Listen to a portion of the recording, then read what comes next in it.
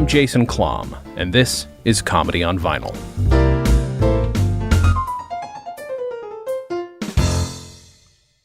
Yes, the artist, also various, my guest this week, Duncan Miller of Vulcan Records. Thank you so much for doing the show. And that's the introduction, is it? That is the introduction, quick and to the point. Ah, very good. Yes, I thought I would. I thought just in order to get my own back at this end, I don't know if you'll get it loud enough from where the microphone's positioned. But I thought I'd let Will Evans do an introduction for you as well, from a cylinder. All right.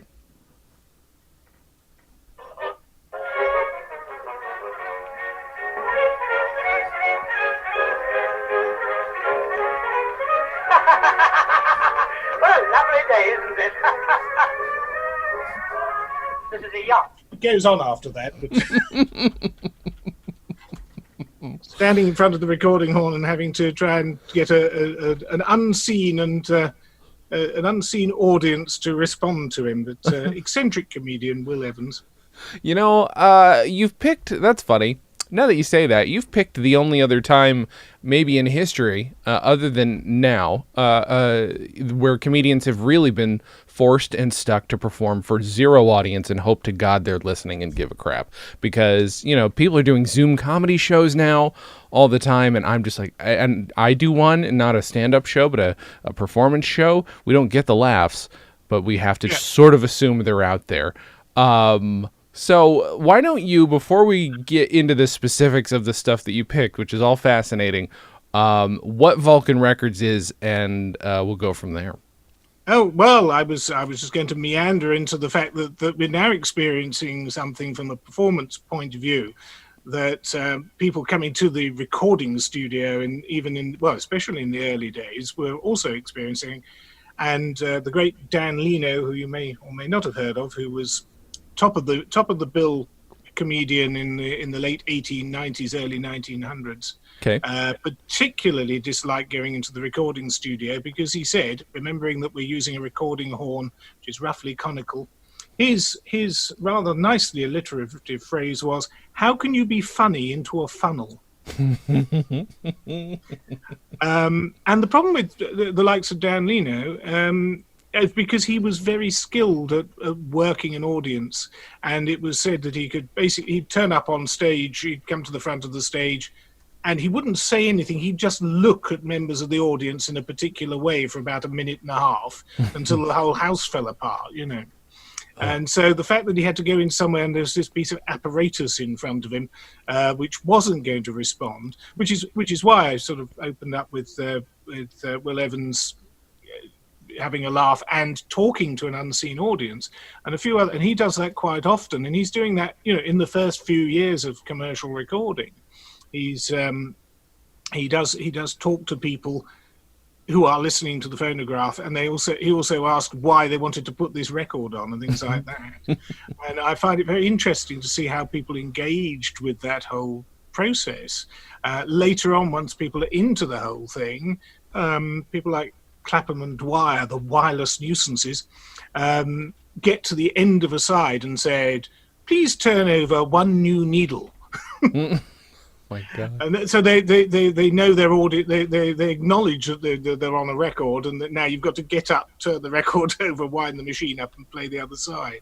I love that you've picked the oldest comedy we've ever spoken about on this show.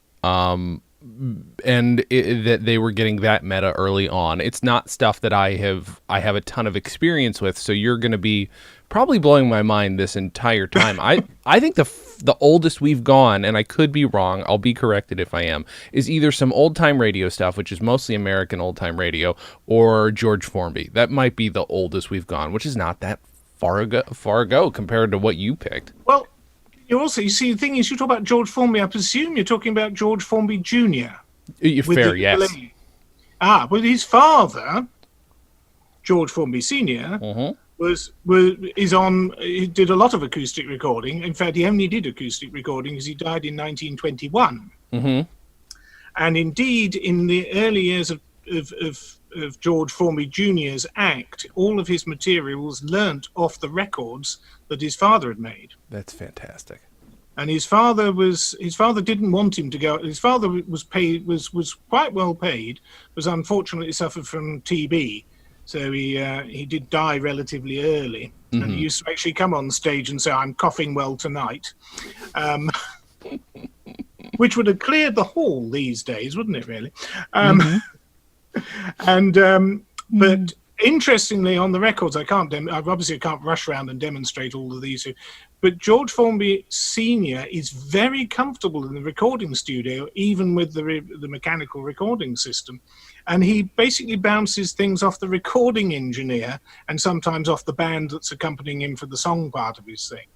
And when there's when he's finished early, he fills up the end space with something and sort of nodding around there, saying, "Oh, apparently we've got a bit more space left on the record. I'll keep on talking until you run out. Does anyone know where there's a beer that wants a home?" I love hearing things like that, because as a comedian of some kind myself, like there's the temptation to be excessively self-aware, and you're like, well, is this too much? Am I being too masturbatory for the medium? Like, can I just stop or cut it off? Like, at some point, no, you're a performer through and through. So I think acknowledging what's going on is kind of brilliant. Yes, yeah, but it is so interesting to hear that really early on. That some people engaged with it and some people just couldn't. And there are people that they did get on record, and you're going, why was this person paid that amount of money? They're not funny. Well, they probably were very funny in front of their own audience. For sure. They didn't translate onto record well. I think the ones that, you obviously went out of your way to pick ones that are either monologues or dialogues that do not require, we don't need to see them, when there's plenty to picture, which is the challenge. Like, of these good records, the best ones tend to be the ones that leave enough to your imagination, or just like you say, just strictly these monologues. Well, yeah, some people, and sometimes that is their stage act. Because remember, you don't come onto stage in a music hall or a variety performance in that period with a lot of scenery and a lot of effects with you. You've got to come on and create the scene. So some of the monologue pieces are basically, sometimes they're front of curtain pieces. They're not scenic pieces at all. They have to you have to create that with whatever costume you've got. Well, costume on, when it's only on the record or on radio, is going to be voice. So it'll be whatever character you're creating with the voice. But otherwise, you've just got costume and not much else, but to reinforce what you're doing. So there was quite a lot of that. And also, the British music hall tradition, actually, the British music hall law at one point was you couldn't come on and do anything that was theatrical. So if you did anything that was almost had to have a song in it, because you were allowed to do songs, and it was allowed to be a monologue, but you couldn't do anything that was a theatrical performance, because the theatres had the license on that. So they sailed close, but it created a lot of these sort of comic monologues, some of which are better than others depending on when they were done. Sure. But there's some very quick things that people do. I like early stuff. They've only got, on the very early cylinders, they've only got about 2 minutes, and the later ones have got about 4. And most popular records are 10-inch 78s in shellac, and they run about 3 minutes. But some monologue stuff gets both sides of the record. So you get a 6-minute piece. But you've got to be pretty tight on these things. But when you're doing a 2-minute cylinder, you've got to fit everything in really quite quickly. There's a chap called Charles Cardo who does a piece called Shopping, which is about being a 1905 shop assistant. And he has some, and they run these weird little phrases in front of you. There's a little bit of surrealism goes on these things. He says, "Hello, Mrs. Neverpaid. I haven't seen you since the last time we met. You're looking well. Have you been ill?" And there's a whole rattle. Hey, wait a minute, why would you? What? I haven't seen you. He's saying everything and nothing, And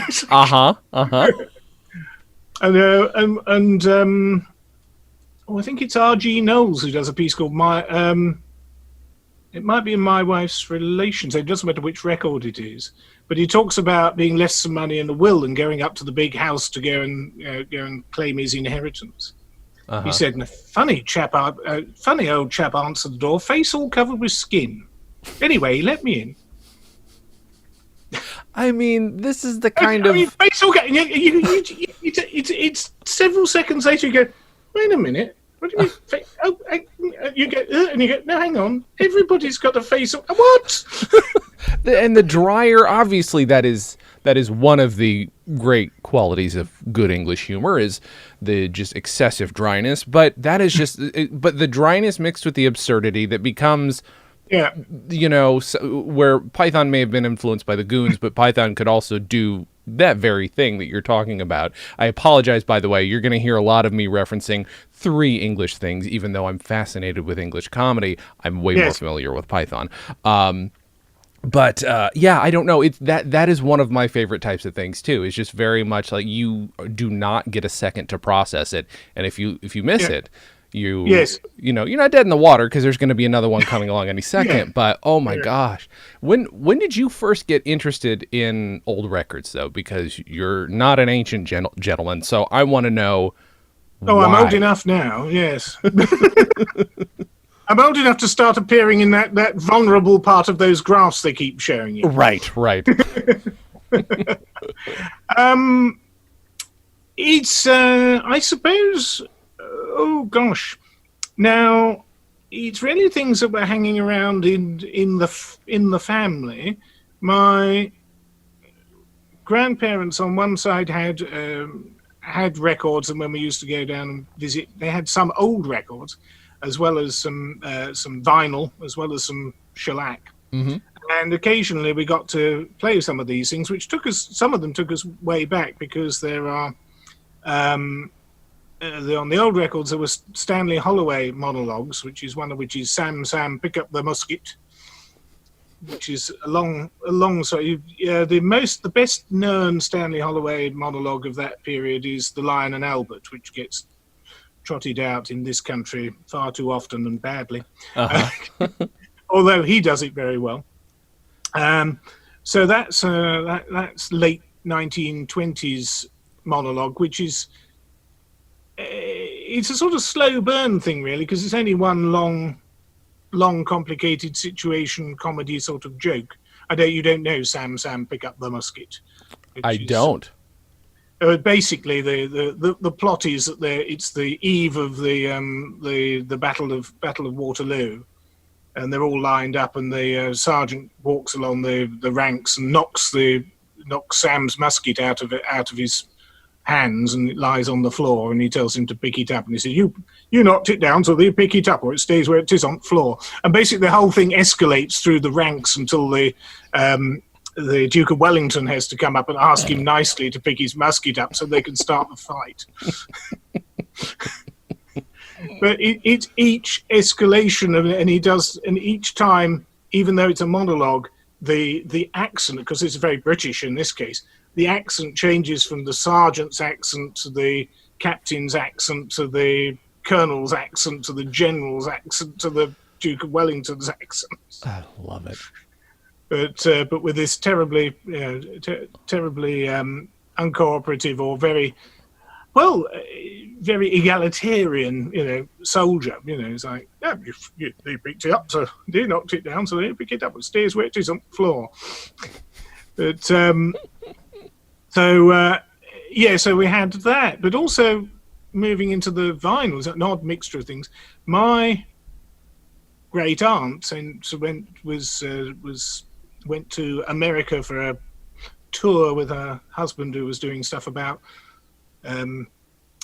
health services, would you believe? Now, there's very topical for us. But anyway, when she was over there, she came across, she got a record of, do you know Anna Russell? Yes, I do. I've got a couple of her records sitting around. Yeah, and so we had the Ring Cycle and the Write Your Own Gilbert and Sullivan. Mm-hmm. Okay. You know the Ring. So do you remember the Ring? Yes, I think I I can't remember if I enjoyed it or not. I feel like it might have been one of the ones I suffered through when I was trying to listen to a record a day a couple years ago and Oh, failed. right, okay. I failed no, miserably. you're in the mood. No, she's. I think she's very clever. I Uh-huh. enjoy it. Yeah, she plays. She was Australian actually. She didn't. She died actually. She died in about 2012, I think. Okay. But she did a lot. But I like that she gets to a bit in the Gilbert and Sullivan one and going. And now this. You'll have to bear with me, she said, because she does all the parts. She says, because my quartet singing isn't what it used to be. And she goes through all these extraordinary parts. Love it. But I think it's one of these odd things where it would be tricky if you didn't have some grounding, not a lot, but some grounding in either the Gilbert and Sullivan or the Wagner, just to get the idea. I don't think you need a lot, but yeah, I don't think it's not. I mean, but but that was. I'm just saying that was one of the things that turned up. So it had that. And we also had. Do you know Flanders and Swan? I do. I am not excessively familiar, but yes, I do have a friend over here who swears by them. So yes. Yeah, they are what I call. Oddly enough, they are really quite satirical, Flanders and Swan, in a time when other people were being, shall we say, claiming to be satirical, but were just more outrageous or just not as satirical. There are things that Flanders and Swan do, which you go, oh, you don't realise until years later when you're introducing a child that the song about the bindweed and the honeysuckle is political. Right, okay. I don't know if you know that one.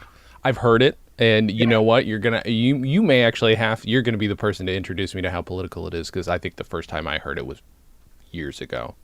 Yes. Well, when it gets to the end, so the two plants are making a liaison and wanting to run away from their families or whatever it is. But at the end, is that they found them the very next day. They pulled up their roots and just shriveled away.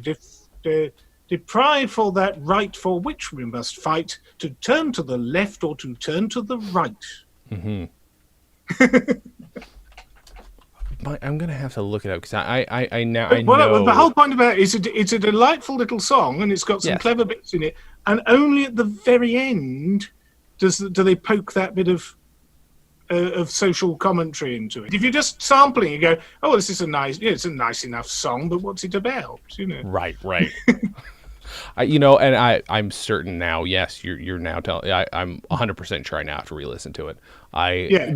This is this friend of mine who introduced me to them is very much one of those people who I think is just patient with me if I do not get something immediately. I'm one of those people who are like, oh, of course I'm a comedy connoisseur, but there are definitely things that fly well above my head. At least I'll admit it.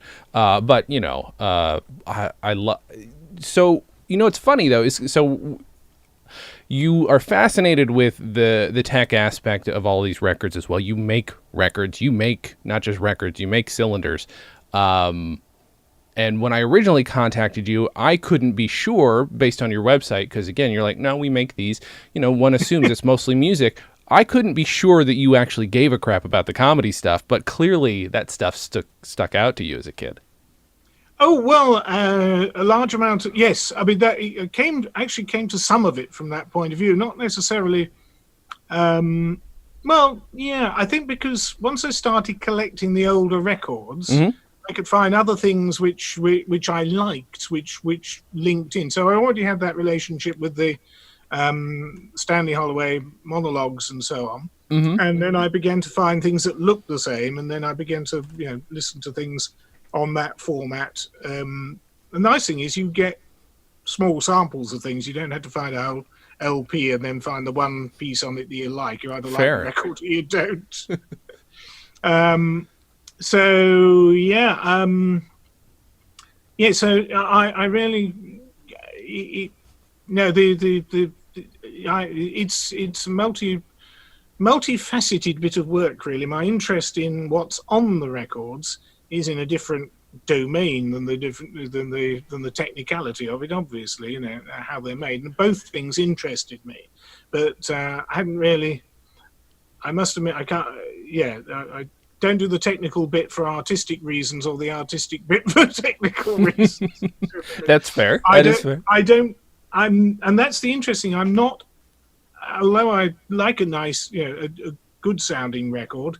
I'm interested enough to listen to things which perhaps have been a bit worn or weren't recorded terribly well in the first place, in order to get what was going on and see what and appreciate the people from the early years of the process. That's one thing we've discussed a lot is that exact.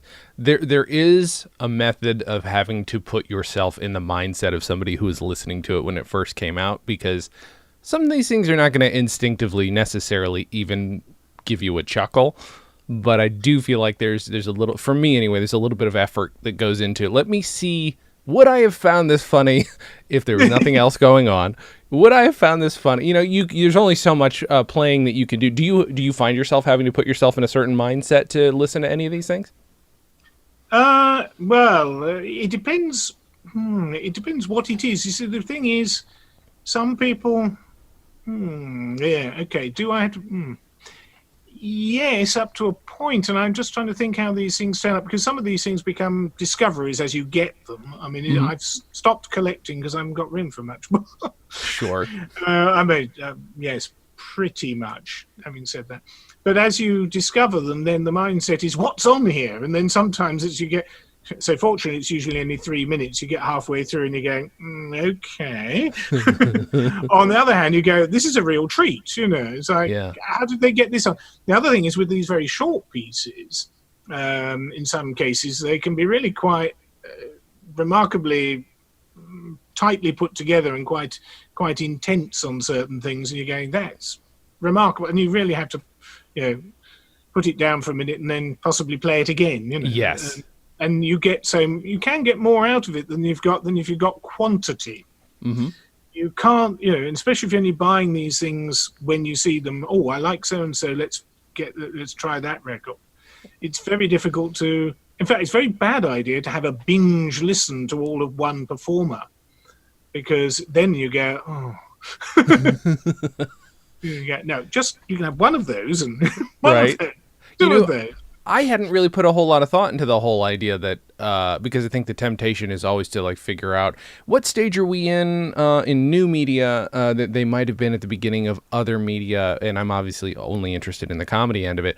But the whole idea of this sort of limited, maybe I'm only going to make the one cylinder, maybe I'm only going to make the 178. So it's got to be my tightest, 3 minutes or 6 minutes, and I've got to pack a lot in, and really this could be my only chance. And I don't know, that's one of those things I don't really think about is having to tweak maybe you don't have to, maybe it's already perfectly built for it, but maybe it's a good point, remembering that some of these people, the numbers of people depending on where you are on the bill, didn't necessarily have a long turn on the show. You see, you talk, that's the other thing. Yes, what governs what, I don't know, but in the earlier period we're looking at, middle of the range, well, we're talking about comedy particularly, but middle of the range comics might have a 4-minute piece. Albert Whelan started his work in Australia and came over to work on the halls. Most people gravitated to London if you're doing musical. He came over to London, and then obviously you end up back at the bottom of the bill when you've come from somewhere else where you were moderately famous. And he said, you can have, he said, I've got a 6-minute set. And they said, no, if you're starting off, we can give you 3. And he said, okay. And his act starts with him walking nonchalantly on stage in a top hat, white silk scarf and white gloves, and whistling, what is it? I think it's the Jolly Brothers. Dee.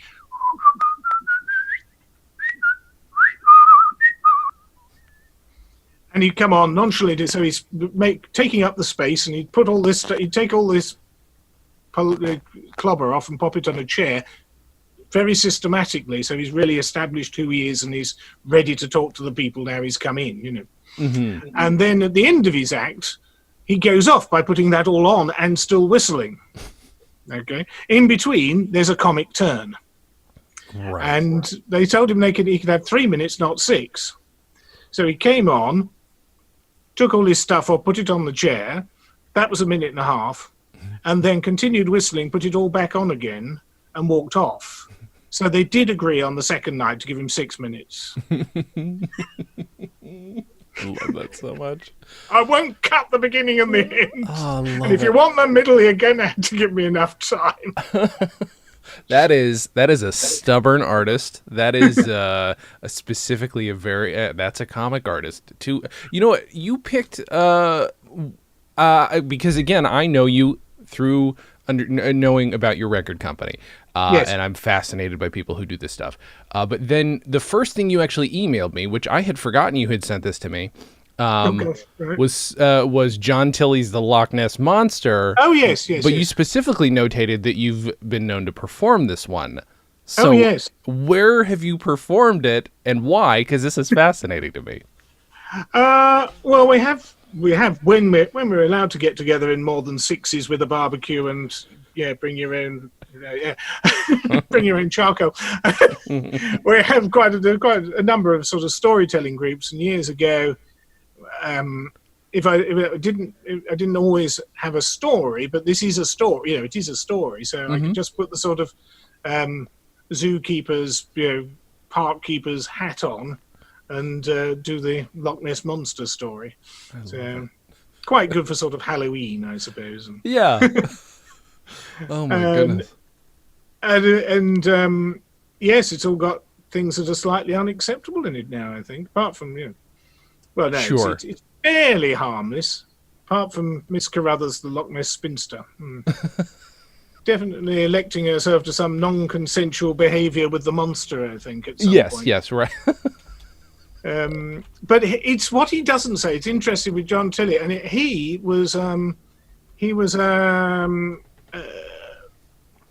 I don't know what he would say. He was a salesman. I think it must have been cleaning equipment, which he was hawking around various businesses, and he'd have a suitcase full of stuff. And he went to a theatre to the manager and said, "Look, I've got these brushes and this, whatever it is."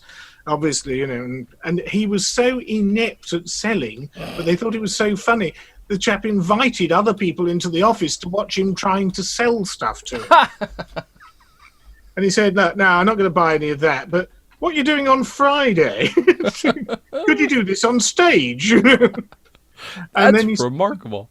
And then he started making these other things. And he was both on stage and on the BBC. So he would do these as monologues on the radio. Because they work on record, on radio and on stage. Mm-hmm.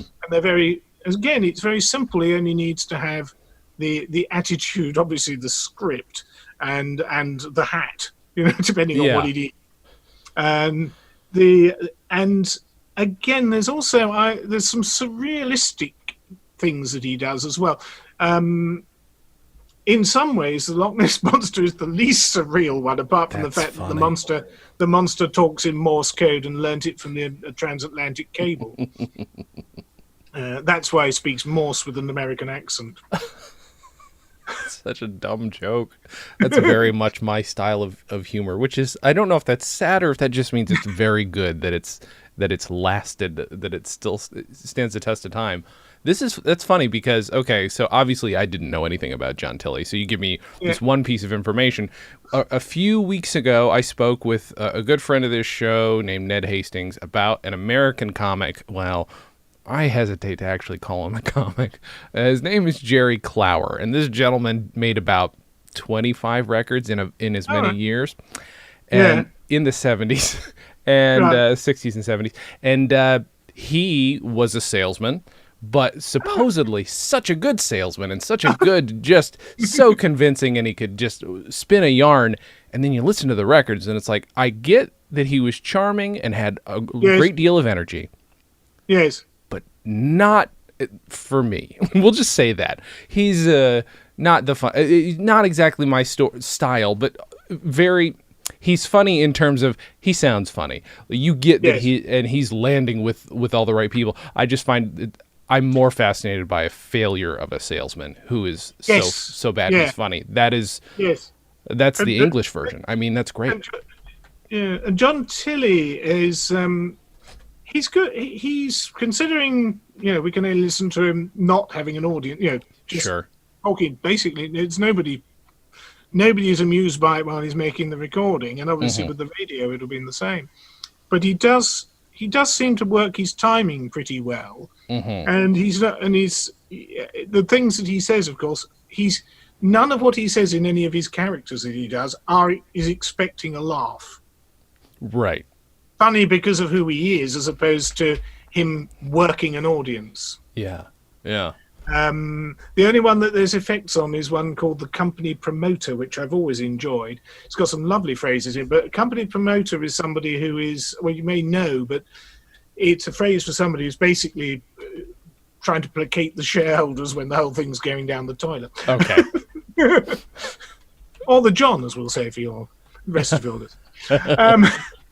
Or in this case, it is. The company promoter is basically telling you what's been going on in the company, a limited company, and he has the United Smelter Brass Bottle Tin Whistle and Zinc Ointment Company Limited.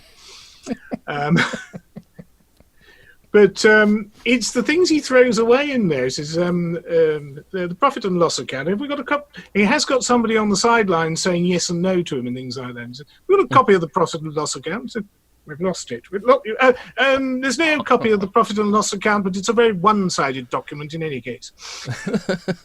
And our auditors this year have told us that business, if any, is on the incline. I gotta say, your capacity for pulling these from your memory is quite remarkable. I can't do that anymore. But I guess, are these sticking with you from childhood, or did you listen to some of these as an adult first? Because oh gosh, now that's a good question. I did. I've done, because I've performed some of anything that I've actually performed is probably slightly better stuck there than anything I just listened to, and I think, oh, that was funny. Fair. So I've performed the Loch Ness Monster, and I performed the company promoter. Mm-hmm. But also, I quite often, like to quote that when people, how's things going? Oh, business, if any, is on the incline. Because it's another one of those 2 seconds later, something, what? Yeah. I rewrote I did that one when we had when we had the other thing, the financial crisis in 2008. I think I rewrote it at the end for some current business references that were going on at the time. So it was quite appropriate. But yes. You mentioned something earlier. One of the sketches. You're gonna have to remind me. I didn't write it down. Oh no, it was the. Oh my goodness, the one with the musket. My God, my brain is just fried. Oh, Sam, pick up the musket. Yes. Thank you. Yes. So you mentioned that is a bit where accents are also utilized in such a way to add to the humor. I think that, okay, so bear with me. As a person who, while born in England, has been obsessed with English comedy because as a kid, I felt like a real outsider. When I was first exposed to English comedy, there's definitely an element of finding it funny because everybody talked differently than I do. There's no doubt in my mind that's part of it. I think a lot of Americans who love English comedy, like Python, are really a lot of the times reacting to these voices because they are effectively foreign, but obviously we speak the same language. But knowing that there are a lot of English comics who also have done, because for such a small island, there are so many damn accents, there's a lot to be played with it. It is this tool that I don't think we have in America because not everybody in America really knows. We get very isolated. So somebody in one state might not know what a Boston accent sounds like. So it doesn't mean anything to hear that. I want to know if that is an element of English comedy, or am I just totally making that up, where it's you have this as a tool in your comedy belt? Yes. Well, there are two things I think about that. Over a long period of time, these things turn up because somebody with there are national accent stereotypes which people use, Sure. and they are shorthand for something. Depending on the national stereotype. Of course, there are even variations across the various regional accents as well. But of course, there's the story about how you tell the difference between an Edinburgh and an Aberdeen accent. And do you know how to do that? I don't. I warn you, there's a bad joke coming up. I'm sure. See, they say that if you're in Edinburgh about this time of day, about sort of 5 o'clock, my time, it's not whatever time you've got there, but and you turn up in Edinburgh and you knock on somebody's door, they'll answer the door and they say, "Have you had your tea?" But if you go to Aberdeen and you knock on the door at the same time, they'll come to the door and say, "You'll have had your tea." Huh? Yeah. Hog's trying to work there. So, it's not, there's no difference in the accent, although there probably is. It's precisely what's said. Fair. So, if you go to, the story is, this is probably put about by Edinburgh people who think that people in Aberdeen are mean. Okay. So, think about what I said, although you may not have cottoned on. In Edinburgh, they say, "Have you had your tea?" Sure. And in Aberdeen, they say, "You'll have had your tea." Yeah, that's pretty good. Yeah, that is. That's pretty great. You know what's funny too is now that you bring that up, I think the first comedy I ever listened to was Billy Connolly, who very much just liked to make fun of Glaswegians. But if I'm not mistaken, he is Glaswegian. I could be wrong. Yeah. So he he would treat them all like they were punks, which I thought was very, very funny. Some of my, I'll tell you, that is a learning curve as a kid. If you're used to American accents, just graduating immediately to the any Scottish accent is a challenge. But oh gosh, yes, I got it's there. not the. Oh gosh. Broad Glaswegian is, yes, practically incomprehensible where it exists these days. Sometimes deliberately so. Very thick Yorkshire used to be like that. A lot of these things are getting dissolved. I had shortly appalled by somebody who was talking about trying to get their young daughter to stop using Yorkshire vowels or whatever it is, and trying to yes. They'd accidentally drop their flashlight into the mailbox, and going, "You what?" You see, the thing is that especially when you look at this early stuff that I've listened to, there's also quite a lot of stuff in code. You have to know what certain things mean or who they're referring to in order to get the joke. And some of this is due to basically inherent censorship. I'm sure we'll get back to these code words in things soon, Right. My goodness. Because in the late 19th century and the early 20th century, the music hall stuff was beginning to be quite heavily censored as to what you were allowed to do. It was getting cleaned up, shall we say. By the time it got onto recordings, which recordings were mostly, but not exclusively, they were early on destined for the better off middle classes, although, to be honest, it cranked down to things which are actually quite subversive on some of the cheaper labels. So there are sort of code things that go on there that if you know what they're talking about, it's a lot funnier inherently, or would have been in its time, because they're playing with the audience again. We all know, but we're not allowed to say this out loud. Right. Oh, I love that. It's so incredibly punk.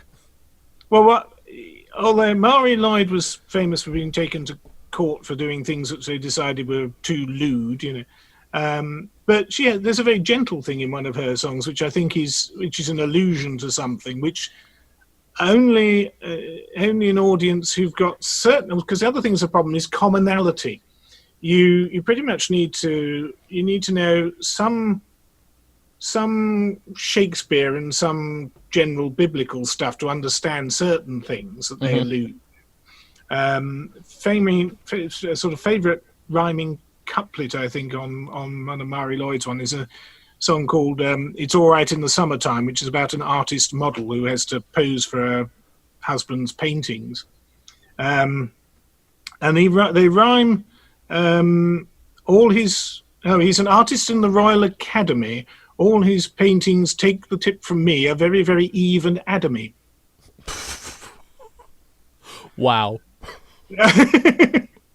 And that's why she's complaining, because she has to stand in the backyard while he's painting with basically nothing on. But at no point does she say in the song that she's got very little clothes, but even Adamy. It's like, so all those allusions, those pictures of Adam and Eve in the garden, basically just fig leaves, you have to have that as something in your audience's mind. Yeah. So, and that would be obvious to an audience of the time. There is a song which is actually called "The Little Shirt My Mother Made for Me." Uh-huh. Now, okay, I'm going to quiz you. What do you think that's? I'm honest What to do God, you think that's reference to? my brain is spinning, and I can't possibly. I don't know. Well, the first verse refers to basically on the day he was born, and then his mother lies him in the cradle in the little shirt my mother made for me. Uh-huh. It's a reference to being naked. It's your skin.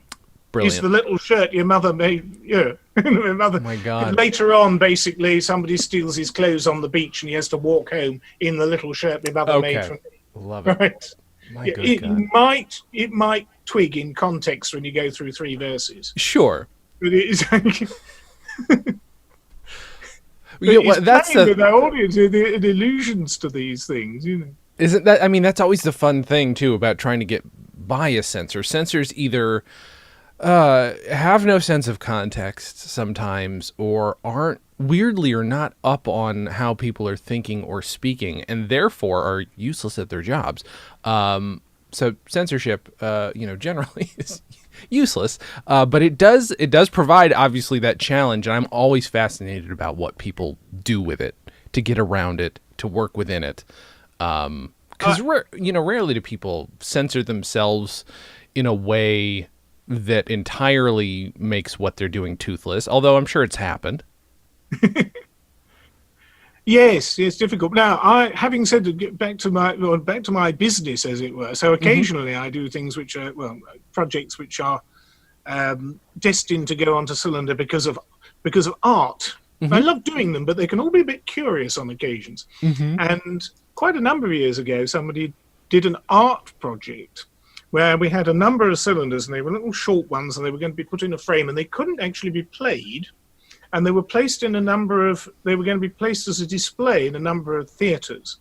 And each one of these cylinders contained a short section of Lenny Bruce talking about being censored. Oh my God. That is that's fantastic. That might, let me say this, that might be the best use of that material ever, if only because some of that stuff is rough. And I like Lenny Bruce, but holy cow, that's amazing. That is beautiful. He does the description of, so I do this joke, and then 9 o'clock the following morning, a policeman stands up and reads it out of his notebook, Wow. That is, wow. I'm sorry. I'm just like kind of taken aback. That is a brilliant piece of playable art that you just are not allowed to play. Good God. That's so nice. That is so, and I love that they found you and they're like, hey, can you do this? And you do this. I love it. It was it was an homage to what's his name, Mondrian, because of red, blue, white, and black, and then stacked in a square. Oh, okay. Wow. Sideways on. So I love that. That's beautiful. The thing is, also, when I do any of these recordings, I end up having to listen to the thing and cut it and having to balance everything, and so I got fairly familiar with the pieces, Oh, sure, of course. What is What are the challenge? I'm curious what kind of, we may just need to get into the technical part of it, but what do you use to cut a cylinder? The majority of the work I do is cut. I have to make, well, God, it starts from nowhere because I have to make the blank first, which is made out of a wax-like material. Mm-hmm. Then that has to be machined into something with a smooth surface on it. That is then cuttable. You can cut the groove in that. And then I have an electrically powered recorder head for it, which cuts the groove basically. So I feed that with signal from an amplifier and cut the record. So most of the stuff I cut commercially is electrically cut, and it comes from all sorts of parts of the world as MP3s or WAV files or something like that. Yeah. Wow. Occasionally, in a project I'm doing, which isn't nearly as amusing but very interesting, I do stuff where I'm cutting stuff acoustically. And a few years ago, we did a reenactment of an early recording of a full symphony orchestra, which is a nightmare to do, especially when you've heard the beginning of Beethoven's Fifth for the seventh time. I'm recently doing stuff with investigating how people play differently. It's a bit like how you perform differently. So the investigation there is from classical musicians who are going, are the records we're hearing like the way the people performed, or did they perform differently when they were performing for the early recording equipment? Yeah.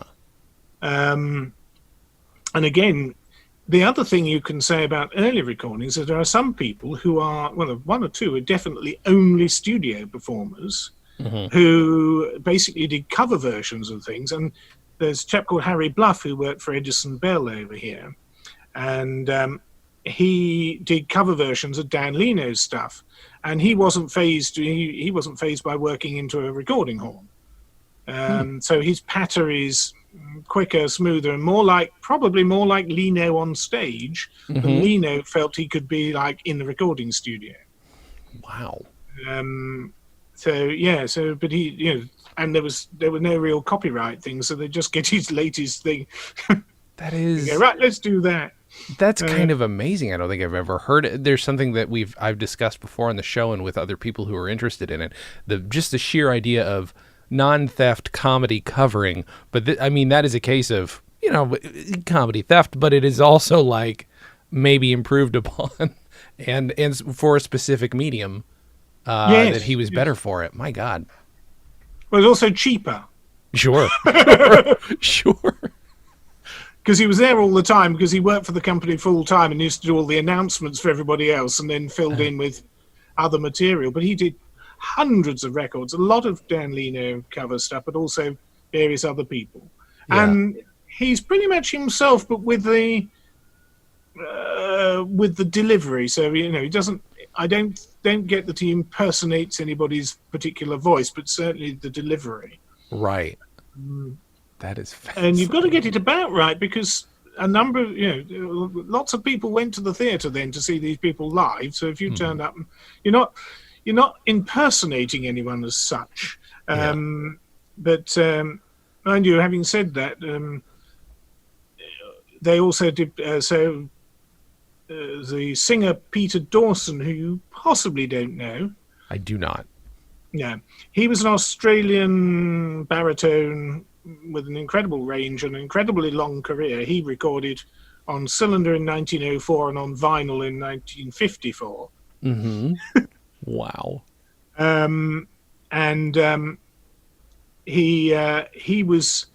He was employed by one of the companies because Harry Lauder was very expensive, and one of the people, I just don't think he's terribly funny on record, and whether he was on stage I don't know, but he had this very particular act where he was very skilled, but I don't find most of his material humorous. Okay. Charming.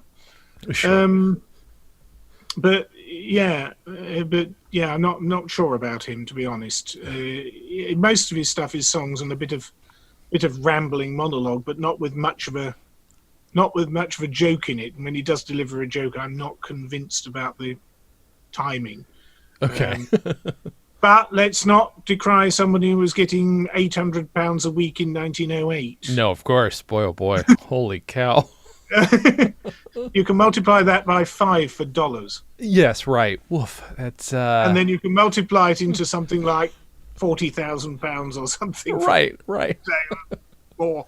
Something ridiculous. In fact, actually, it's interesting because Billy Williams, who's another Australian who made a lot of records. He was on stage, but he had a huge record career as far as he could, because he died in 1915. But he's one of the few people whose acoustic records remained in the catalogue when the microphone came in, because it was still popular. Him and Enrico Caruso stayed in the catalogue. And who walks up in an airport but Sammy Davis Jr.? She discovered Matt Groening. Without your mom, we might not have had The Simpsons. Yeah, and I have an Elton John story. You know who noticed that also was Jonathan Winters. Your dad was the first band I dropped acid to. There was Buddy Hackett, and Joey Bishop, and Jerry Vale, and Corbett Monica. And those are the ones that stick out in my mind. So, of course, I watched Mork and Mindy. He comes over, Mork's here, oh my God. And he was hysterical. You're listening to Rarefied Air.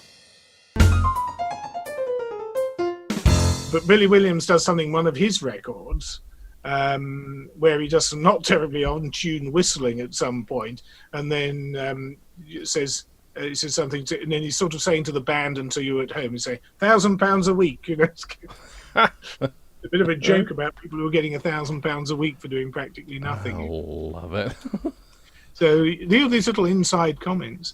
And I find it interesting as well that, we've got these sort of relatively apparently compartmentalized things, but look at the things that make social comment as something that's in the news, because some of this contains news. Some of the things that have lasted longer are sort of non-topic specific, and this is one of the problems with comedy, is you get something that's really good this week because it's funny about so and so. Yeah, but it's not it's not going to last. It won't keep.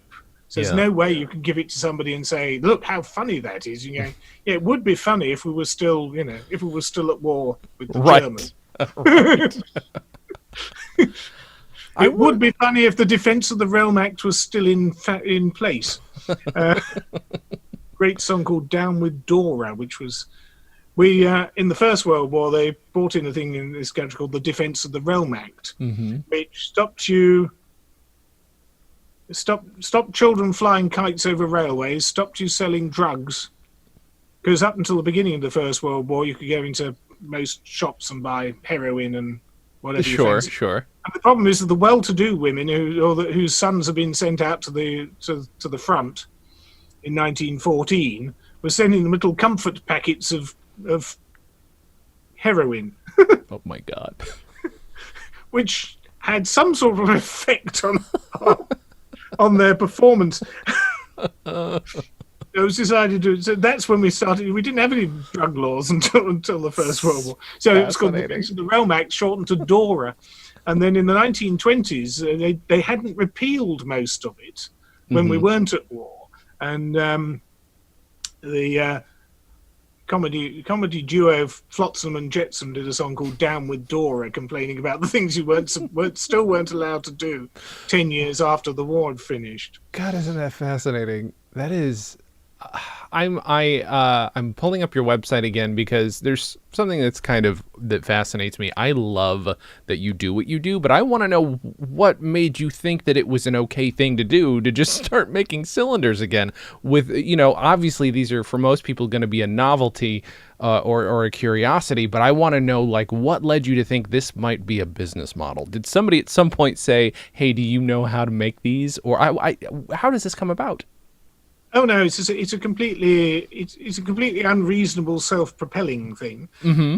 I had done this for quite some time. I mean, whereas I'm not quite getting onto ancient, I'm certainly getting onto older. It's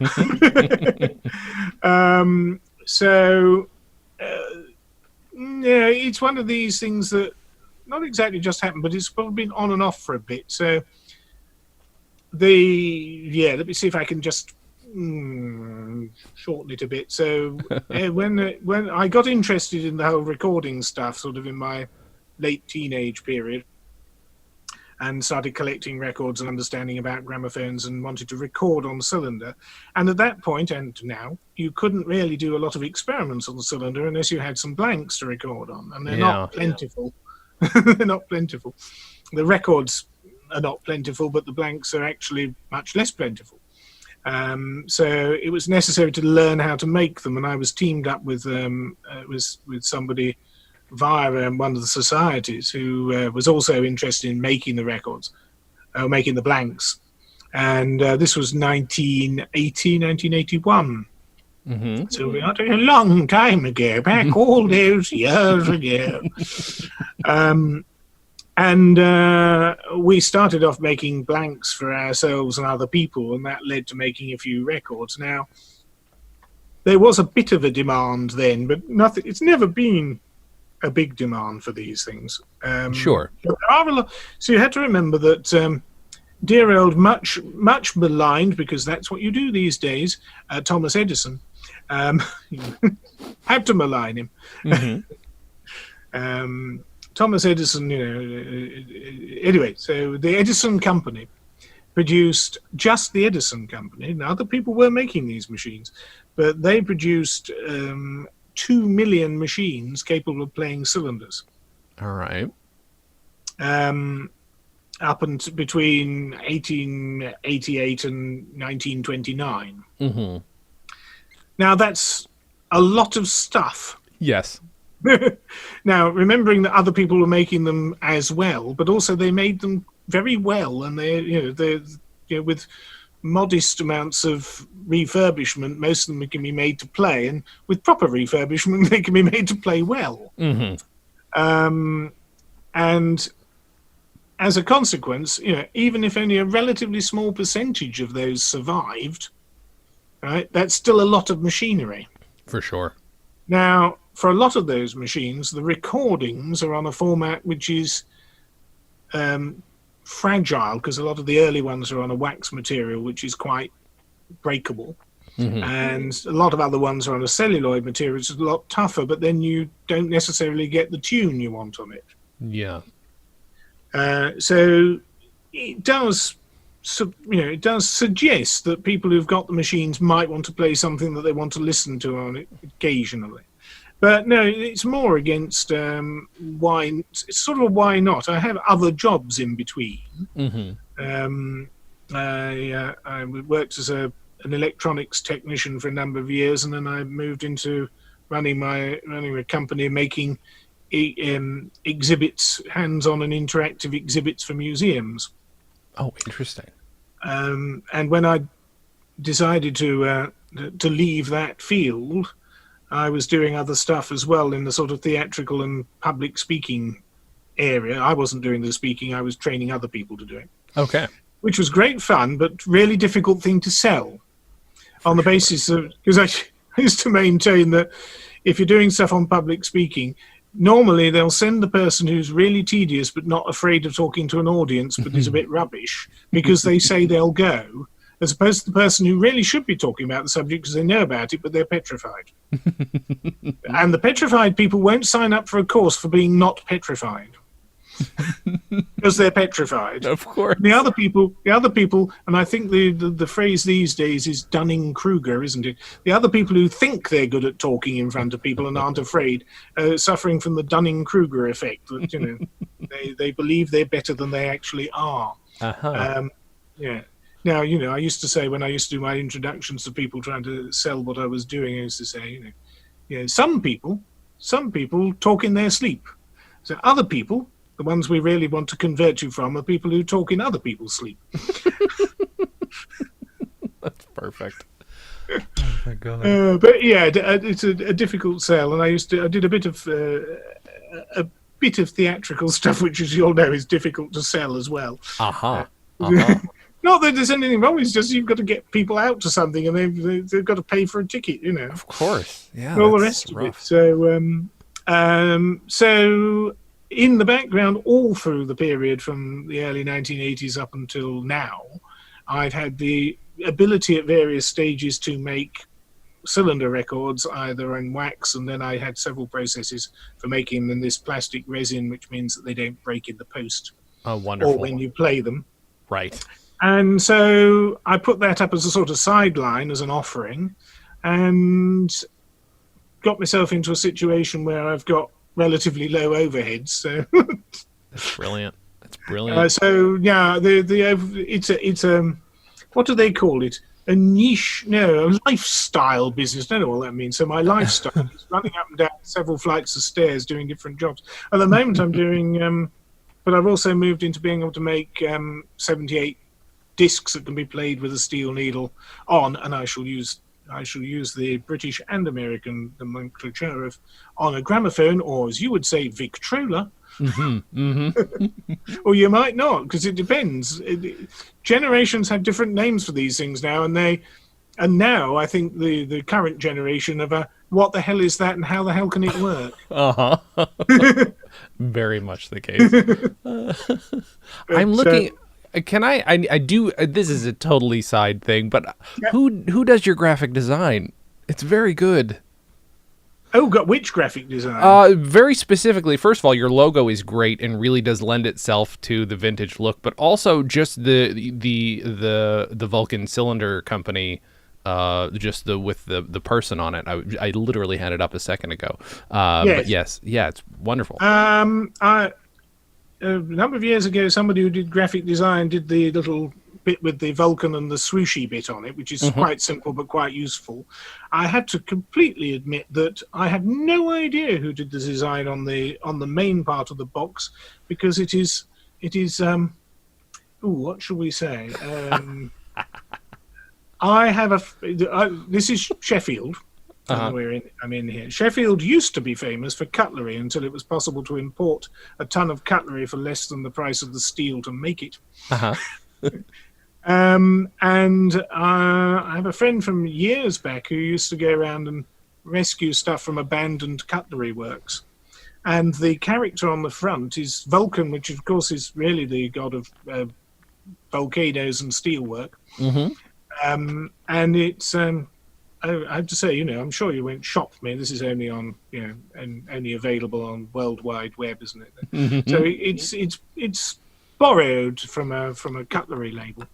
That's amazing. It's freaking fantastic. I mean, it explains the vintage look, but holy cow, it's it's delightful. Easiest way to do it: get somebody from 1922 to do it for you. Yes, right. Why not?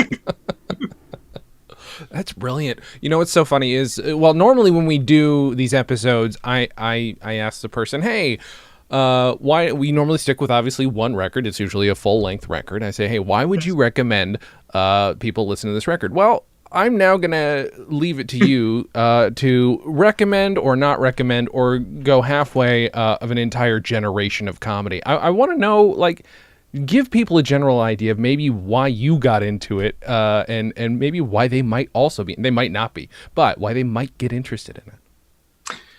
Oh gosh. I wanted to make it a tall order. I really did.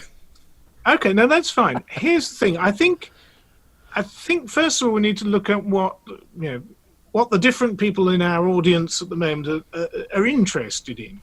So if you're interested in a particular period of history, it's worth seeking out a breadth across that period. So if you're interested in the sort of early 1900s, finding out what was comic and what people are doing in that period tells you something about that period.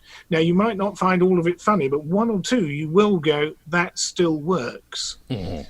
And some of it you go, what? But if you understand about the era, you will learn something. There's also social references in those particular things which are interesting, even if the thing is so long in the tooth that you don't necessarily get why it's funny. Yeah. But once you start to get your ear into that particular period, you'll begin to see what's in common across it, and you'll begin to get what there's a rhythm and a coding for these things, which in different areas. Now, there is something particular about where you are as well, because there are one or two people in the American canon of material who are really good, and there are one or two, and there are a lot of people who are doing cover versions of stuff there because it's a difference about the sort of locality and the expanse of the country. It happens the same with the songs. There are people who are doing cover versions because people out so-and-so never saw somebody on stage. Whereas somebody in London or in the north of England, there was a whole music hall circuit. It's likely you saw George Formby Sr. and then you bought the record. Yeah. But actually what people wanted in the Midwest was By the Light of the Silvery Moon or whatever it is, and they weren't quite sure who these people were singing it. It didn't matter as long as they did a good job of it. So I think there can be something in the recording industry which depersonalizes something and takes the humor off it. That's interesting. If it's a humorous piece. Yeah. Especially if it's a comic song. Now, some people really deliver comic songs really well. And I say, I've some people, one person from an American point of view to look out for is Murray K. Hill. He has very good turn of phrase. He does do a little bit to the audience, but he does have some. He's quite fast patter, and with some quite bizarre things going on. So I quite like him from the American point of view. I think he must be on disc. I know him from Edison Cylinders, and. There's one of the sort of courtroom scene who said, a little song to judge. Well, I'm not sure what it's to judge, but I have to say you may be deaf, but you'll have your hearing in the morning. But I can't do the whole thing, but it's because he'll go straight on to the next one. It's like bom, bom, bom, bom, bom, bom. And so he doesn't mind if you miss it. Right. God, you know what? That's a level of confidence. That's a level of confidence you don't often find, where it's just like bang, bang, bang. But these are also people who have tweaked over years, possibly decades, their act to the point where this is a time when you could do the same act for 30 years and get away with it. I think if you like, and again, I'm a little bit moving on to. I'll come back to some British stuff, but in that earlier period, we're talking pre-First World War here. In that earlier period, it's some of the things that are still interesting from their sort of delivery are things which are wordplay or rapid wordplay, and again, trying to sneak things in. There's a song I've got by Arthur Collins. It's on our list there, on one of the Pink Lamberts, called, which is ostensibly about a woman called Helen Gone. Which has a whole chorus which allows him to say "to Helen gone" over and over again, which is comical to an audience who's probably in the Bible Belt somewhere, What's the other one? Oh yes, and another American one is about the chap at the railway station trying to buy a ticket to somewhere called Mora. I want to buy a ticket to Mora. You can't. Well, you'll have to come back and do it then. It's like this whole. Now you get that these things turn up both in the sort of later canon of the Abbott and Costello type stuff. Sure. So it's sometimes quite interesting to look at those sort of wordplay. Those where they're playing with something and playing with the audience. Some of the other stuff. Yeah, it can get tedious. I try to keep away from the Uncle Josh monologues. Do you know those? I've read about them because I know I was trying to dig, but I don't know if I've actually heard any now that you say it. You would know if you had. Okay.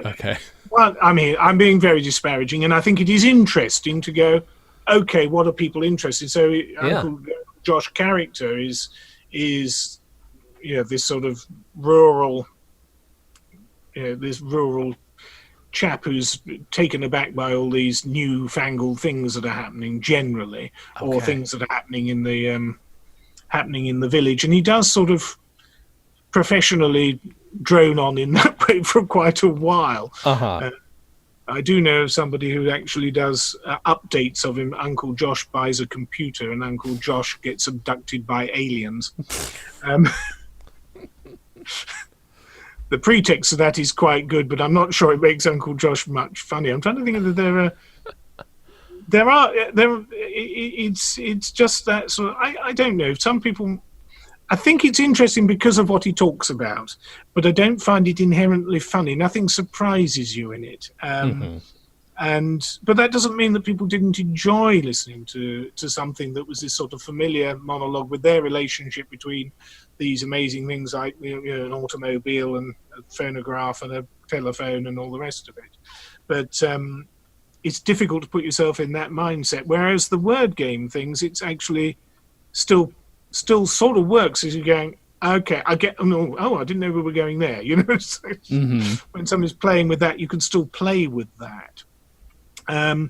So I think if you've got a period that you're interested in, a period of years, and again, First World War, 1920s, 1930s, 1940s, if there's a particular period, then looking at the breadth of comedy in that period is interesting. But if you're interested in a particular type of comedy, that's different. And it's like, if you want to sort of go through the sort of lineage of these things, it's finding people who had the eccentric material, shall we say, in the early years,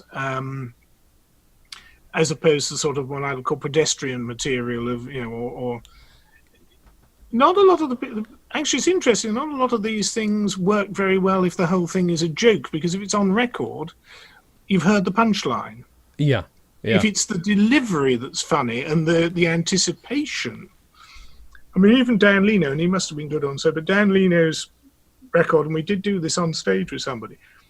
Dan Leno does something about the Tower of London, and he's a guide to the Tower of London. And I won't go all the way through it, but the whole point is that it's a repetition joke. It's a repetition joke, and it's one of these things where his only interest is to take people around and get back to the refreshment room so he can have a cup of tea and a bun. Right? So every time he's referring to something in the tower and walking them around it, he's pointing out where the refreshment room is. And the first time you don't know, it's just, well, why would you, you sort of don't notice. The second time you're going, really? The third, and by the time it gets, and at some point when he drops it in the fourth time, it's funny. You know what I mean? It's like, there's nothing to it except it's the, okay, no, all right, you're obsessed now, aren't you? Standing with your back to the refreshment room, you get a magnificent view of the tower. And if we come over here, standing with your back to the tower, you get a magnificent room of the refreshment room. Modern museums and visitor centres, they're much more interested to get you into the refreshment room and the gift shop. Yes, absolutely. Because otherwise, you're wasting your time cluttering the place up and not spending any more money. I love it. It's so good. I think it's also worth listening to something where, especially if they've got a limited amount of time, how much they can pack in to, again, that 2 to 3. Well, it's 2 minutes on a cylinder, right? So roughly 2 minutes. 2 minutes or 4 minutes. Now it can be a problem because they suddenly went for double density as it were in about 1907-08. Oh, okay. Which caused all sorts of interesting technical problems, but it gave you a 4.5 minute format, which of course is the same as a 12-inch disc, right? Which was what they were competing with. The only problem is that some people can't extend their material to be entertaining for that length of time. Right. Harry Lauder does a record called Breakfast in Bed, which I'd avoid if I were you. Except that Lauder does his little song about. And again, this is where his stuff doesn't really perk up. He talks about Sunday morning and lying in bed, reading all the murder and divorce cases. Your wife is in the kitchen. It's terribly whatever it is. It's terribly stereotypical and anti-feminine or something. Anyway, in the kitchen, washing all the dishes and possibly breaking them. And then at some point, he starts to cough. And then for about a minute and a half in the middle of the record, before he reprises the little chorus at the end, he just coughs. And he goes on about it. I've not coughed like this for years. It's a terrible cough. Holy shit. I don't even know what to make of that. That's hilarious. And they issue it, and the Edison Phonograph Monthly, which is he recorded it for Edison, issue some little story, which I'm not entirely sure they didn't make it up, about somebody playing this record at home and it must have been an open horn phonograph, because when the child hears all this coughing, it's sufficiently trained to go out into the kitchen. You come back with a bottle of cough medicine, pour it down the horn. This is delightfully stupid. But yeah, so I'm not sure whether I'm answering your question. You did. No, you absolutely did. It's it's funny is a lot of the times when I ask people, "Hey, why do you want to listen to this record?" One of the and I don't in any way blame anybody for giving the same answer.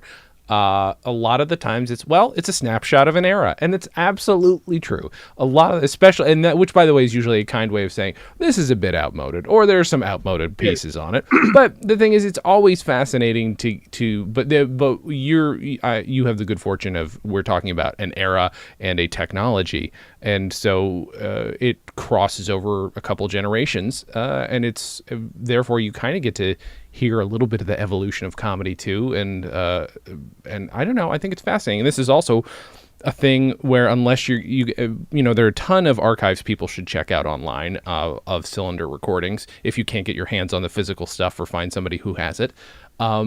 It's very it's so much easier to get hold of than it was years ago, which is a shame, because I used to be able to go, "You've never heard this record?" Yes, right, go, right. Oh yeah, I got it on here. Yeah. The other thing is, I think in some of these cases, like we're having the conversation now, the difficulty, I think, especially now we're in a situation for the time being, or for a while, where you're not sharing these things. Remember that quite a lot of recordings, and my early experience is that we'd be sat around with the record player, listening to it as a group. Yeah. And whereas it's great to share these things as you can on the podcast and things like that, which is really important. So also, when do we get the opportunity to share these things as a group? I don't mean this as not from the point of view, but these days, when do we get to share it as a group? So if you just instead of saying, let's listen to this and talk about it, or let's talk about it a bit and let me play you this, and then it leads on to something else. So you go, oh, well, we like that one, but that's a bit like, so, I know we do this, we used to do this, and you used to say, oh, have you got anything by so-and-so? And then you go and get the record out, and something else will turn up at the same time. You go, oh, how about this one? And so the experience of deliberately listening to records and talking about them, as a group with a gramophone, phonograph, record player, whatever you want to call it, is less common these days. The experience of, and I think it's difficult if you send it to somebody out of context, because you haven't created the atmosphere. It's absolutely true. I mean, the only reason I think I was as receptive to the stuff you sent me is because obviously we had some context. We knew we were going to be talking about comedy. We knew we were going to be talking about scratchy comedy, which is what we just should call this all. It's always a little scratchy. So that works. But yeah, I absolutely, that's one of the things. I try and avoid heavy nostalgia on this show, but I do have nostalgia for getting together with people and sharing stuff with them. There's nothing wrong with that. That's a good kind of nostalgia, I think. Yeah, no, I think your halfway point, or so, thinking about what we're doing now. So the podcast has the advantage is there's something being said about stuff. It's just getting people to think about what they might listen to and getting to understand the bit where it came from. Because it can be so easy to dismiss it on the basis of these people rubbish. Or anyway, I do like the limited number of people who recorded now. It's Williams and Walker, isn't it? So it was Williams, Bert Williams. Very good. Bert Williams is good. He was he is good in the recording studio. He's an American performer, although I think he came over here with a big show which went down really well in this country. But he has a good, slightly lugubrious, slow delivery or something. He does a good song called Nobody. But he has a number of other good ones which are good, which work. But yes, whenever whenever it's not got something about whenever I haven't got any money and I'm down and out, who is it says have a $10 bill? Nobody. And the space he leaves is perfect. Okay. And then there's a chorus about I don't get nothing from nobody or something. And the other thing that's interesting, if people are looking at how these things go together, Thinking, well, I presume if you perform, do you write stuff or do you make it up as you go along? I do both. I do a lot of both. The interesting challenge when remembering that a lot of this stuff is buried in basically comic songs. So we've talked about with a lot of the stuff we'll talk about later on, I suppose, in your vinyl stuff is mostly interpreted as in monologue, spoken word, pieces to audience, whatever it is on a record. Mm-hmm. But an awful lot of other stuff has to be put in as stuff which is actually within a song. So the story's in the song. And sometimes the song is delivered more spoken than sung. It's not necessary to be a good singer to be a good comic performer. Sure. Indeed, sometimes it ruins the whole timing of the piece. And I've seen the worst thing I see is people who reinterpret these things by just taking the sheet music and singing it with an operatic voice. Because they've got no idea where the fun is in it. Perfectly in tune, but they don't. The reason I'm saying this is that where the humor, the same amount of humor in certain things lives inside songs, but there's always a difficulty with songs in that somebody can come up with a really good first verse premise, but they've got to make a 3-minute record. Right. So they have to write 2 other verses and choruses. Now, I have to say, Frank Crummett does a record called And the Pig Got Up and Slowly Walked Away, for which there is no possible second verse, and they wrote one anyway. You will find that somewhere on YouTube. I'm gonna have to look that up. You can. He's very. Don't you know that one? I don't. But I like. Sometimes it's when you get these things and they've got three or 4 verses. Mm-hmm. Sometimes they get really clever and they build up. They build so people know the first verse and chorus, and they think that was a cute song. And sometimes it's the other way around. It's once you get into verse 3, 4, and 3 and 4, there's other stuff going on, not out of desperation, but out of right. We've got you into the rhythm of this. Now let's throw these in. There's one called "Wait a Minute." I can't remember who does it, but it's a. I hesitate to say Cockney, but certainly a London music hall comedian, and it's relatively subversive. And he's doing slightly illegal things, and he's trying to save money in the song. And this is so if it was a joke, it would be one thing, but it's got to be put into a song with rhythm and tune. And in the piece, it starts with something fairly innocuous. But by the 3rd or 4th verse, he's got a plan to dig up his back garden, find the gas main, and tap into it the other side of the meter. And when he digs and he comes to a big hole, and then he realizes he's dug up the Shepherd's Bush tube train.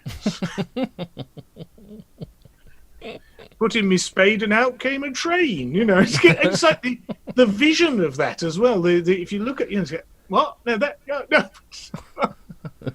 Dug up the Shepherd's Bush tube. He said, "Wait a minute, just a minute. Don't shout." He's basically don't tell anybody, because it might might find out. I'm hoping to cover up the fact that I've dug up a railway line.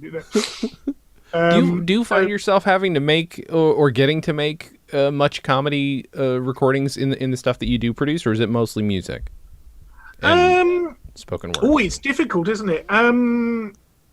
Yeah. Again, it's really tricky because for all of those reasons, of anything that's. So, if you have a phonograph, for example, and you want to play a record, mm-hmm.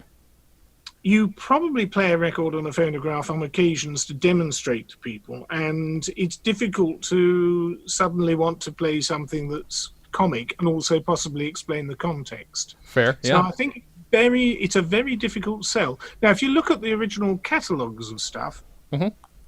then although there was a lot of desire for comic stuff, I think at the time, but I don't know what the percentage is. So again, depending on where you are, it becomes regional in this country or countrywide difficult to get one bit of comedy that's going to go universal. but you can probably get a popular tune that's going to go universal. So the quantity of records you're going to sell is going to be much greater if you choose a popular tune and churn it out than if you spend too much time doing comic stuff. Sure. So it has to be a very popular piece. And again, songs are going to probably work better than monologues, but monologues are going to be quite topical. So it tends, again, this is a thing, a lot of stuff seems to be quite topical. Mind you can envy or not Harry Tate, who was a music hall comedian who had a whole troupe of people. And he went around the States as well. In fact, he had 2 troupes of people doing his act. You didn't always get Harry Tate, which would irritate you, as he says. Almost sounds like irritating. But he did a number of sketches, one called Motoring and one called Golfing, and they were quite prop heavy. So he got in a period where he could do these sketches and they were no longer held by the you mustn't do something theatrical. But I've heard, or I don't own that one, but I've got the 1926 disc of Motoring by Harry Tate, and I've also heard the 1904 cylinder, and basically he's doing the same act for 22 years. Fascinating. Unfortunately, and the odd thing is that the audience must have loved it as it was, and the audience who was still going to see him must have been people who went, that was really, because he's making comments about how good motor car technology was in 1904, and how slow or fast things went, and all the regulations then, and things that would have been funny to an audience who's familiar with the burgeoning world of personal road transport in 1904, and pretty much he's using the same props and the same jokes in 1926. Now, I think golfing could probably stay about the same, but motoring stays about the same. It's so funny. I love it. And he says things that, and it's not terribly funny. Sure. But I think he had a sort of stage presence and a whole. I think on stage there was such a lot of stuff going on with motor horns and bits of motor car and wheels going on. I think there was more physicality to it. Yeah. And he had a big moustache, which means obviously he's funny. Right. You can twirl a big moustache. And also, interestingly enough, though, if you're those people, I know that I don't want to make them too educational, but he uses, and there's a thing that happens now, and I'm trying to think what it is, but sort of what I call a negative positive thing. It's when he says, "It's a very nice car, I don't think."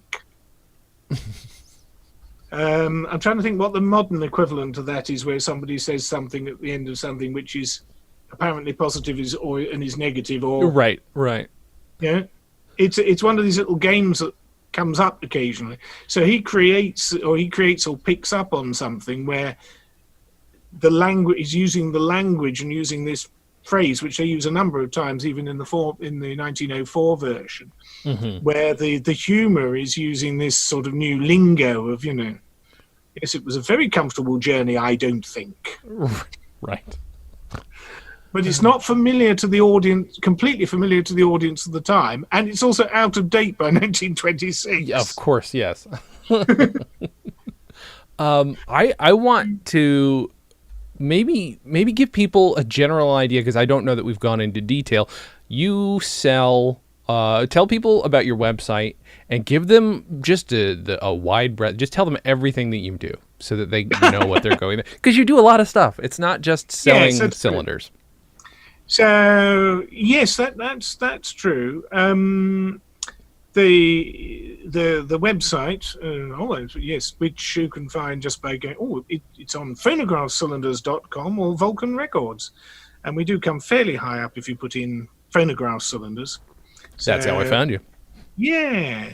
So we're pretty easy to find because we've been there for a bit before it was popular. And we booked the ones when we booked the words we needed. So. And the Vulcan cylinder record. So there is a list there which we keep a certain amount of stock of certain things. It's a very particular list of what we've been able to make and what's been popular. And on occasions from that list, people quite often want things. I find that our best sellers, because a lot of cylinder machines are in America, seem to be Stars and Stripes Forever March and Take Me Out to the Ball Game. Interesting. Okay. We also have, for those people who, we create record. We've got records of historic voices, so there's a few of those, or not many, but we have P.T. Barnum telling us about his visit to England. Wow. One Okay. of the only recording of him, just only a year before he died. We have Florence Nightingale doing a charity record. Huh. And Arthur Sullivan, who is at a very drunken party given by Edison's English agent, Colonel Guro, who used to invite people around, demonstrate the phonograph shortly after plying them with large quantities of very good wine and so on. And Arthur Sullivan has only seen the phonograph for this evening, and his recording includes the interesting phrase. He said, "Is amazed, but somewhat terrified at the result of this evening's experiments. Amazed at the wonderful power you have developed, and terrified that so much bad and hideous music may be put on record forever." Very perceptive man. Yeah. That's so good. I love it. With historic voices, and then generally speaking, things which are, well, we've got 2 speeches by Edison. We've got Edison doing his comic turn, by the way. Interesting. Okay. Edison as a stand-up comedian, he makes a good inventor. But he did have a very particular sense of humor. There's the Edison liver story, which he was persuaded by his recording engineer to do, and then they snuck off and turned it into a mold and made a record of it without him knowing. So his stand-up comic turn. Do you know the liver story? I don't, but I was just looking at it on your website, and I'm gonna have to, because for those who don't know, you can also give them a listen on your. Oh yes, we give you a little bit of. We don't give you all of it. Sure, of course. Can't give you the whole thing.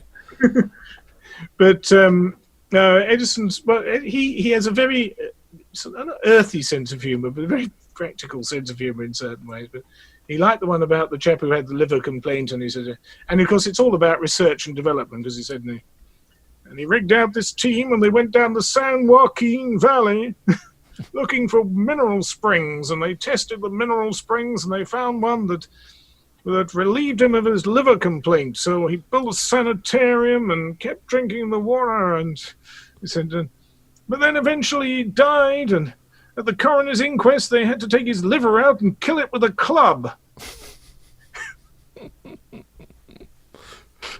Oh, that is very, very strange. I love that they tricked or seemingly tricked Thomas Edison into telling his maybe one funny story that he knew.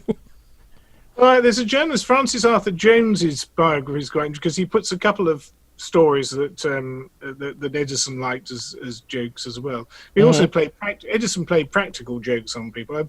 Down at his winter home in Fort Myers, it's not so much a practical joke. Well, there was a practical joke. He had a turnstile that you had to walk through between the front and the back of the house. And visitors used to say to him, "Mr. Edison, why is there a turnstile between the front and the back of that? It's a bit in the way, it's a bit inconvenient. And every time you go through there, you pump 2 gallons of water up into the tank in the attic." That is a very surreal, weird. That's an inventor joke too. Isn't that strange that it is a joke about tech? Like, that is a weird. Yes. Good God, that's strange. I also love that you know it though. He also liked one about the chap from the country who comes to New York to stay in a hotel and goes down, checks in and goes down to the desk and says, what time are the meals, and the chap behind the counter says, "Well, breakfast, sir, is from 7 till 10. Lunch is from 10 till 2. Afternoon tea is from 2 till 6, and dinner is from 6 till 10. And this episode, how the tarnation am I going to get to see the town? Do you I was just leading you. I know you do this, but you also do custom. I do apologize to your audience, by the way, for my probably not terribly good impersonation of either Edison or an American accent. I've heard much worse. And then if I were to do my English accent, you'd be, oh well, I guess I'm fine. You'd feel. Which English accent? Yeah, that's the thing. Here's the deal. Even though I'm born there and I can usually tell the difference between an accent or two, I still like default to this very generic. That anybody would be like, "Where the hell are you from?" And I know that's what would happen. But over here, there's fewer people are going to notice a difference. They're like, "Oh, all English people speak that way," which is obviously not the case. But yeah, mine's very generic, London-y-ish, sort of, kind of, almost. You watch enough stuff with Simon Pegg in it, and you sort of figure out that's what I think I've come away with, is a sort of Simon Pegg. You might have to acclimatize yourself to George Formby Senior then. Yes, right. You do make custom cylinders. And oh yes. No, I want you to tell people about it, because that's what got me so excited. The commercial side of the you can see, I've been trying to put people off for the last few years. Then this lockdown thing came in over here. I thought, oh, that's good. I'll be not good, but I'll be able to tidy things up and people will stop ordering stuff. Since then, I've had nothing but work. They've been at home going, oh, that cylinder project I wanted to do, Mm-hmm. Yes, quite a bit. I don't know financially, but quite a lot of the work I do for people who want something particular on cylinder, and sometimes, I say, they've got an art project of some sort. They've got their own piece of stuff. I think at the moment I've got a piece, and I've just delivered some out to France for something that somebody's doing about the preservation of voices, and lots of interesting noises and a lot of French that I didn't bother to translate. Mm-hmm. But it came out okay. And another one, I think, is a companion piece to go with some sort of video game. Oh, wow. Music from a video game on it. Do you know, are you allowed to say the name of it? I can't tell you at the moment because they've not launched this thing yet. So. Okay, so it's not what I think it is. Because I will tell you, there's a game that came out a few years ago that I don't play video games, but I desperately want the soundtrack because it was released on what looks like an old 78 album, like an actual, and the game is called Cuphead, and the music is beautiful, and also they've made it look so perfectly vintage that I desperately want. Right. I love that somebody's doing a cylinder like these. Oh my God. Once that happens, please send me an email. I need to find out what that is. I'll find out from the chap who's doing it what's happening with it, so that's all right. But yeah, I can't necessarily tell you. Of course. I love that. Yeah, that's amazing. And we did a project a couple of years ago from somebody. I think he wanted to do a whole rap and hip hop DJ set using cylinders. Oh my God. So, yeah, I have to say that I'm not quite sure what my neighbours might have thought when I was playing some of that stuff back. It made some of my suspect material on cylinders sound positively nice. It's very difficult. You had to cut quite a lot of the bass off certain things. I bet, yeah. The other thing that's interesting, though, is that from the point of view of something that's coming, because this is the other thing, it's when you need to deliver something or that's going to come out of something that's got limited fidelity. Some of the pieces we had were it was really interesting, the clarity and precision of diction that some of these people who do the rap stuff have, and their delivery. In some of the cases, there's quite a humorous delivery in the timing on these things. So there is some stuff. So, I can't say whether knowing how difficult some of these things are to do, the skill was quite remarkable. And actually, once I'd stripped away some of the bass, with some of them, what was left was interesting in its own way, because it's exposed the story. Oh yeah, yeah. In some of them, the story should A, be buried under music, and then B, be buried. But on the other case, it was very interesting. And okay, and they're all marked on the end of the cylinder with the beats per minute. Oh wow. Wow. So you can work out which one you're putting on next. That is so crazy. Well, no, I can't say that, because I have a friend who has a very fascinating cylinder project he wants to do, and I don't think I've sent him the link to your website yet. I'm gonna have to do that. I also have one, but that's way down the line. But just because, hey, it's you gotta be ready. It's not a cheap process, but I will say I'm looking at your prices now, and for all the work you're doing and the amount of time it takes you to churn these out, it's pretty reasonable. So people should go to vulcanrecords.com if we didn't say it already. And we do discs now. Amazing. Okay, good. So you can play on your Victrola with a steel needle. Love it. So good. You can take it on a picnic. Yeah. I really love having you on the show, and we're probably gonna have to bring you back and maybe talk about some more specific tracks, or maybe something later on.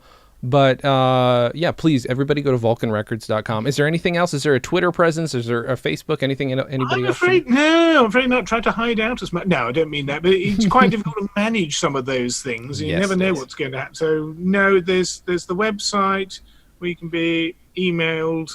There used to be a blog, but I don't fill it in. So it's too many things to manage when you're making other stuff. Of course. You never know. Yeah, I don't want to get into trouble by tweeting something out by mistake, Fair enough. And then you're expected to tweet things out at some point, aren't you? So. And I can't keep up with it. I've got too many accounts, and I tweet, once a week, and then nobody cares, because again, you have to be tweeting all the time. I should resurrect the Leslie Saroni song, "Let's All Sing Like the Birdies Sing." Tweet, tweet, tweet, tweet, tweet. I love it. That's so good. Like nightingales, give your throats a treat. Your encyclopedic knowledge is to be admired. Maybe feared, possibly feared.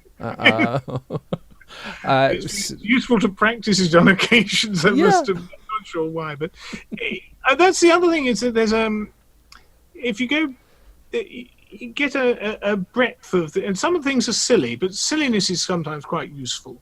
But if you get a sort of breadth of these things, you get a much better idea of history and humor and things like that. And things pop out of these things that you don't expect. So, it's worth the research, especially if that's something you're interested in or think you might be interested in. Just dig maybe a little further back than you might think you have to. Because, I know I've interviewed a lot of comedians on this show, and I don't judge them by this, but some of them have come to me saying, I didn't really listen to comedy albums growing up, and that's why some of the people haven't even done the show. I'm like, that's fine. You don't have to have. However, maybe give it a shot, and maybe dig back, because you might find something. One of the things I like as a comedy writer and performer is digging back 20 years, then 30, then 40, then 50, and then literally more than 100 years, and realizing, I've written that joke before, so it's not that much of an original thought, but it's also not the worst thing in the world that I've come up with an unoriginal thought, because we've been doing it forever. It's just your take on it. Of course, to downgrade the program rather, in the late 1890s, there were quite a lot of people producing things which were effectively in fact, actually, there is a CD of all the rude records we've managed to find. Mm-hmm. There's some very suspect material on there. A chap called Russell Hunting, who in his American biography is dismissed as having gone to England after being imprisoned for making pornographic records. Not sure how they were pornographic, but they were suspect, and he was locked up in the States when they were being puritanical, and when aren't they? Right. And came over here and worked for Edison Bell and did recorded, and then anyway, he had a much longer career working for Edison Bell and Pathé and so on over here, doing all sorts of things. Wow. But he was an interesting character. But but it's interesting that that there are one or two definitely comic things in that field. There is a record somewhere, and I think does exist. I think on this CD, and it might be on the internet somewhere. There's one where they're alluding to a boating or a shipping accident in off one of the ports or off the coast or in the river or somewhere in America, and the whole thing is actually really is a reference to the one of the ships is the Grover Cleveland, and the other one is named after his then mistress. And they collide in the night, and there's an awful lot of collision and an awful lot of pumping goes on due to the hole under the waterline. Holy cow. It's done as a sort of news report read out of a newspaper, but it's just completely scandalous, That's so funny. It's not, it's not exactly what you might find on a satirical news show at the moment, but not far off. The other bit of performance stuff I did, which is called Wireless Times, is set with a 1930s outside broadcast crew, where everything goes horribly wrong. So we don't need to write anything pertinent or up to date. I love it. Yeah, that's the kind of thing I can get behind. I love it. But we were cruel with that one. Well, not cruel, but the first major script we did for that one, because it's a whole show, and the audience basically involved in supporting us making all the sound effects and things like that. So, but the first show is the finale is actually this is 2012. So the finale was the Titanic, and we had it's quite a nice script actually, but we had the audience set out so that they paid different amounts for the tickets. And the one table were the people in first class had lace tablecloths and chocolates and things on the table and wine glasses. People in second class had beer bottles and a check tablecloth, and the people on the back tables had newspapers and a plate full of plain crackers. And so I'm just horrible. I don't know if it's British or just whatever. But at some point we go, well, and we had to explain to the audience that they were going to have to make all the effects for the sinking of the Titanic. And then we say, so when we hit the iceberg, so we'd supplied the back row, the steerage passengers, with glasses of water with ice in it. And when we hit the iceberg, well, all the people in first class to stand up and say, "Steward, show me to my place in the lifeboat." And then all the people in second class wanted to jump up and say, "Steward, are there any places left in the lifeboat?" And now all you people in steerage at the back, pick those glasses of water up and do this. Love it. It's delightful. So good. So yeah, that was... Can I hear that anywhere? Is that online somewhere? No, it isn't. But I can probably translate it into something and send it to you. I would love to hear it. That sounds hilarious. That sounds up my alley. Oh yeah.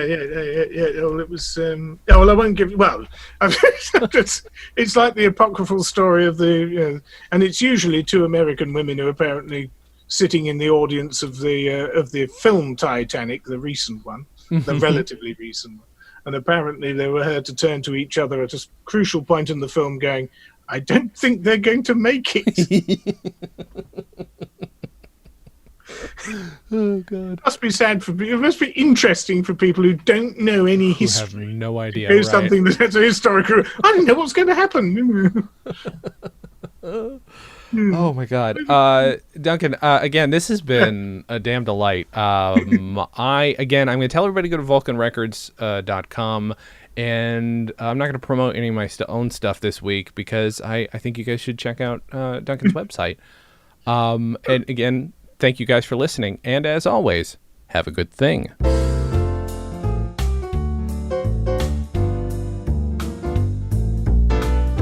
Comedy on Vinyl is a production of StolenDress Entertainment. It is produced by Mike Warden and is hosted and edited by Jason Klom.